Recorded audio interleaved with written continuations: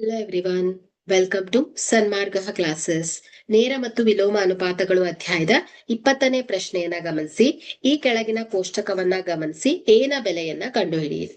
So ಇಲ್ಲಿ ಕೋಷ್ಟಕವನ್ನ ಗಮನಿಸಿದ್ರೆ X ಮತ್ತು y ಗಳ ನಡುವಿನ ಸಂಬಂಧವು ವಿಲೋಮ ಅನುಪಾತದಲ್ಲಿದೆ.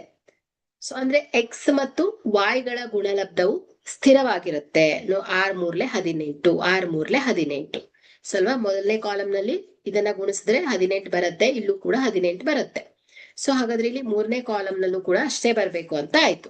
ಸೊ ಹಾಗಾದ್ರೆ ಇಲ್ಲಿ ಎಕ್ಸ್ ಏನ್ ಹೇಳಿ 2 into a is equal to 18 ಆಗ್ಬೇಕು. So a is equal to ಏನಾಗುತ್ತೆ ಹೇಳಿ 18 ಡಿವೈಡೆಡ್ ಬೈ 2 ಮಾಡಿದ್ರೆ, ಸೊ 2 ಬಂದ್ಲೆ 2, 2 9 18. ಸೊ ಹಾಗಾದ್ರೆ ಎ ಈಸ್ ಈಕ್ವಲ್ ಟು ಎಷ್ಟು ಬಂತು ಹೇಳಿ 9 ಬಂದಿದೆ ಅಲ್ವಾ. ಸೊ ಹಾಗಾದ್ರೆ ಇಲ್ಲಿ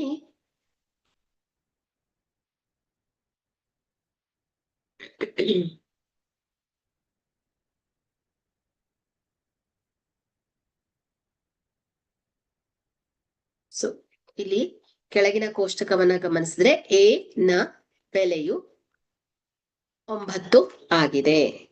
ಥ್ಯಾಂಕ್ ಯು.